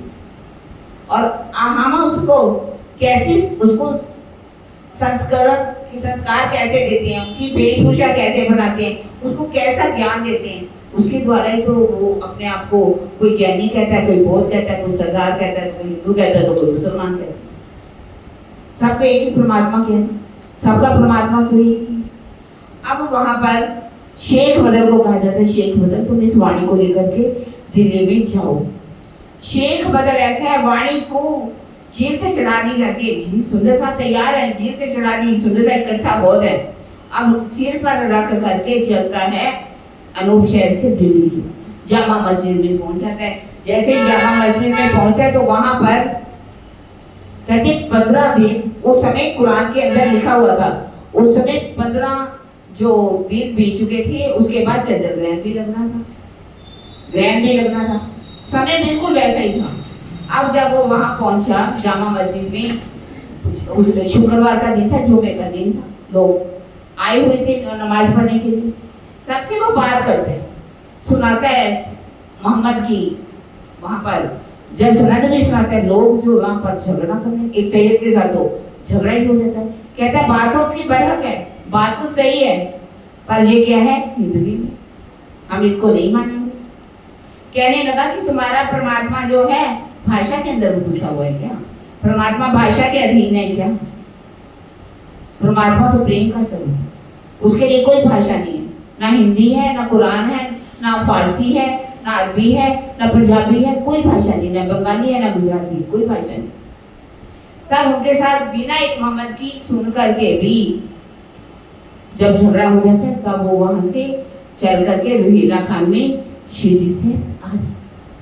और अब शिवजी साहब भी क्या है, वहां से दिल्ली, उन्होंने कहा था अब चलो संदेश दो, तो मैं आऊंगा। जब उनका झगड़ा गनी बेग की हवेली थी वहां पर, गनी बेग की हवेली में भी जब जाकर के वो कुरान की सनद की वहां चुप सुनाता है सनदें, तो उसको अच्छा नहीं लगता, लड़ाई झगड़ा हो जाता है। अगले दिन शेख जी से आ जाते हैं, बता पूछते हैं शेख बदल कैसा हो, सारी बात बता कि ये लोग जो हैं जाहिल हैं, इनको कितना भी समझा लो ये समझने वाले नहीं है। तब उन्होंने कहा ठीक है। तब वो रोहिल्ला खान से पर जाकर के शेख जी और मिराज जी का एक तैयार किया जाता है किस्सा। शेख जी प्राणनाथ जी को कहा गया, मिराज जी जो पांचों अब आगे जो दरबारी हैं संदेश देने जाना है, कैसे लालदास जी बनते हैं मिराज जी। और यहाँ पर कुछ लोग कह रहे थे कि शेख जी और मीर जी यानी कि मीरा का किस्सा, मीरा का यहाँ किस्सा नहीं है, कैसे पांचों जो दरबारियां थे उनसे कैसे बातचीत हुई कुरान के द्वारा। सारी कुरान के अंदर जो क़यामत की बातें लिखी गई, जो निशान इत्यादि लिखी गई, उनकी जो बातें लिखी हुई हैं उन सबको किस्से को शेख जी और मिराज जी का किस्सा कहा गया। और वहां पर सोच लिया कि अब हमें, क्योंकि सबके अंदर सुनते नहीं पानी को, कहते कि दजाल बैठा हो, क्योंकि कुरान के अंदर दजाल उनके पास एक दजाल नाम है। दजाल एक सूरत का सौदागर था, कहने लगा कि मेरे पास दजाल नामा है, आप कहो तो मैं देता हूँ। गोवर्धन दास जी भी आ चुके हैं, अब सब मिल गए। ऐसा नहीं कि एक बार झगड़ा हो गया तो अब अपना मुंह बनाए और चले गए। या तो किसी को कोई छोटी सी बात हो भी गई, हम तो नहीं आएंगे, हमारी खंडी हो गई, हमें ये कह दिया। लाल दास जी को कितना लताड़ा, गोवर्धन दास जी को कितना कहा, मुकुंद दास जी भी दिल्ली में आ जाते हैं। मुकुंद दास जी ऐसे थे, सूरत में उनकी आत्म जागृत हुई सुखदेव साहब जी, नई नई शादी हुई थी उनकी। अपनी पत्नी को कहा कि शिव जी साहब दिल्ली में पहुंच चुके और मुझे उनके चरणों में जाना है, तू चल मेरे साथ। कहने लगी आपके साथ क्यों चलूं, अभी अभी तो हमारी शादी हुई, कि संन्यास मत धारण करने के लिए ही मैंने आपसे शादी की थी, अगर संन्यास मत ही लेना तो आपको शादी कराने की जरूरत क्या थी। उसने कहा ठीक है, तेरा मेरा प्रणाम की। नव विवाहिता को लाल चूड़ा पहना हुआ है, सब शादी हो चुकी है, छोड़ा, लेकिन दिल में मेरा आ गए प्रमाण ईश्वर को अपने परमात्मा को पाने की, अपने प्रीतम को पाने की। शिव जी साहब के ऊपर अपना सारा समर्पित कर चुका है। समर्पण होता है ना, वो भी आ चुके हैं मुकद्दर जी शिव जी साहब के चरणों में। अब वो चाहते हैं बार बार 5-10 मिनट सुखदेव साहब जी ज्यादा लेते, थोड़ा सा लोग ये किस्सा कर लेते, वैसे हम कल करेंगे। अब वहां पर जब बहुत ज्यादा समझाने की कोशिश करते हैं, उनको किस्सा हमारा चल रहा था सुदागर दजालनामा लेने के लिए, उसके बाद सुदागर के पास जाते हैं। ये कहते हैं कि कितना भी एक बार कभी विश्वास नहीं करना चाहिए, एक बार क्या कभी भी नहीं विश्वास करना, एक बार 2 बार 15 दिन तक धक्के खाते हैं लालदास जी, गोवर्धन दास जी, आज दूंगा कल दूंगा, आज दूंगा कल। तब शिव जी साहब को कहते हैं देखो वो मानने वाले हैं। फिर भेजते हैं, फिर कहता है मेरे पास दजालनामा तो कोई ले गया और मेरे पास क्या है तफसीरे हुसैनी, मैं आपको कल तफसीरे हुसैनी। शिव जी साहब को कहते कि वो तो कहता है मेरे पास तफसीरे हुसैनी है। कहते चलो तफसीरे हुसैनी तो पढ़नी चाहिए, कि जैसे कुरान का टीका है वो है, उसको कहलाते हैं तफसीरे हुसैनी। कहते मुझे बड़े पढ़ने की चाह है, अब लेकर के आओ। अब जब जाता है फिर भी वो मानता नहीं, कहता सुबह दूंगा शाम को दूंगा, मैं कभी जा रहा हूँ, बहाने बनाता रहता, बहाने बनाता है। शिव जी साहब कहते हैं कि लालदास जी कहते देखो वो नहीं मानेगा, दे देगा। उस समय दयाराम जी बैठे होते, कहते आप चिंता मत करो, अभी मैं जुगाड़ लगाऊंगा और आपको तफसीरे हुसैनी ला के दूंगा। उनका व्यापार जो था मुसलमानों के साथ था, बाहर के कोई मुसलमान के नाम से उन्होंने एक चिट्ठी लिखी कि आप सामान जो हमारे को भेज रहे हो उस सामान में मुझे कुरान भी भेज दीजिए। आप कुरान वहां पर मिलती है नई सड़क से, वहां से नई सड़क पर दुकानें बनी हुई। अब किसी मुसलमान को कहा कि ऐसा करो आप मुझे किताब ला के दे दो, क्योंकि हिंदुओं को वो कुरान को छूने भी नहीं देते। क्या कहते हैं कि आप कौन नापाक हो, आप कुरान को छुओगे तो हमारी कुरान क्या है अपवित्र हो जाएगी। अब किसी तरह से उन्होंने किताब कुरान ला करके दे दी, लिखा हुआ है 38 रुपए की कुरान आई, 2 रुपए 40 रुपए उन्होंने दे दिए जयराम जी ने, और 38 रुपए की कुरान आई। और जब किताब हाथ में आई तफसीरे हुसैनी, पाँव में जमीन पड़ने लगे, इतनी खुशी उनके अंदर है। और किताब वो कुरान लेकर के जैसे ही आता है शिरजी साहब के पास, शिरजी साहब अब उसको पढ़ने के लिए कायमुल्ला को बुलाया। अब उसको पढ़ा जाता है। उसमें इन्ना इंजुलना में 3 तकरारों का वर्णन है। ब्रिज, रास और जागनी के ब्रह्मांड के 3 तकरारों का वर्णन है। इन्ना इंजुलना में यमुना जी का वर्णन है, हौज कौसर का वर्णन है। सारा वर्णन जब शिरजी साहब 3 दिन तक सुनते हैं, सुन करके उनके पाँव मतलब वो उठना ही नहीं चाहते, सोचते कि इसको तफसीरे हुसैनी को मैं सुनता जाऊं क्योंकि इसमें हमारी निशानी है। अब कोई सुंदर सा सोचे कि बार बार वो कभी कुरान को सुनने के लिए मस्जिद के अंदर क्यों भेज रहे हैं, चाहे स्वयं क्यों सामने दिखा रहे कि इस किताबों में ये लिखा है, कुरान के अंदर ये लिखा है। जिसके अंदर अक्षर ब्रह्म स्वयं बैठा हो, जिस अक्षर ब्रह्म ने जाकर के 90,000 हरफ सुने हो, सारी बातें सुनी हो, तो उनको कोई जरूरत है?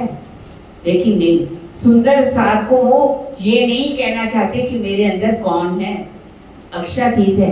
उनको पूरा ईमान दिलाने के लिए, साक्षियां देने के लिए सुंदर साध को भी ये लीला अक्षरातीत को भी करनी है। फिर वो सारी पार्टियां अब सभी सुंदर साध को भेजते हैं।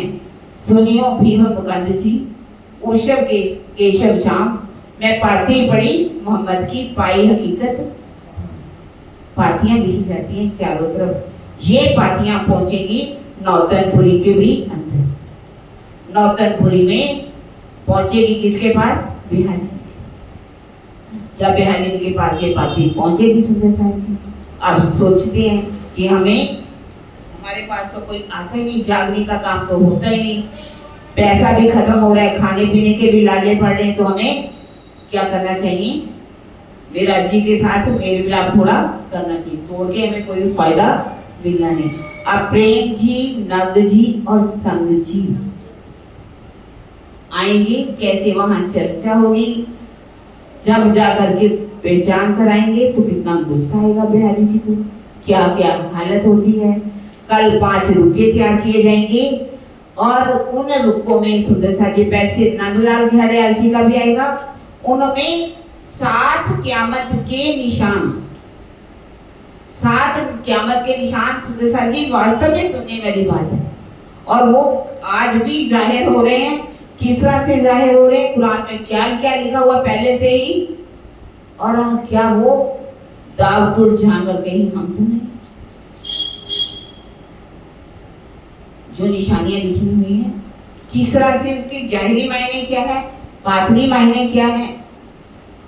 मुसलमान उन 7 क़यामत के निशानों का इंतजार करें, विस्तार पूर्वक वर्णन, और जहां तक कि हम 12 मोमनों को भी करेंगे। जैसे राज्य कितनी, मैं नहीं कुछ कहती, धामधनी जानते हैं, लेकिन लगभग ऐसा मत सोचिए कि मुसलमानों की क्या क्या बातें हैं, कैसे उन 12 मोमनों ने क्या क्या कुर्बानी की।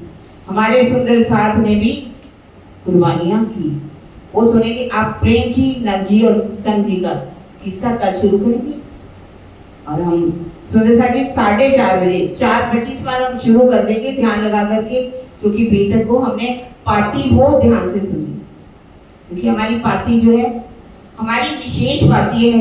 ये उनके लिए पार्टी नहीं लिखी गई, उनको तो लिखी गई थी, लेकिन पार्टी तो हमें भी लिखी है, उसको भी हमने ध्यान से सुनना सुंदर साथ। फिर हम चलेंगे गामा पहाड़ी से उदयपुर की तरफ, अमेर आएंगे ना आपके पास, अमेर आएंगे, कैसे उदयपुर चलेंगे, फिर मंदसौर चलेंगे, फिर औरंगाबाद चलेंगे, अकौर चलेंगे, रामनगर से हम पहुंचेंगे पन्ना जी की। इसके भीतर बहुत राज्य की तरफ से मैं प्रणाम जी चपाई बता देंगे, छपाई दोहराएंगे सुंदर साथ जी। एक कुशाली आपनी, एक कुशाली आपनी, पहुंचाई सब साथ, पहुंचाई सबो साथ। एह तो मोमिनो वारसी,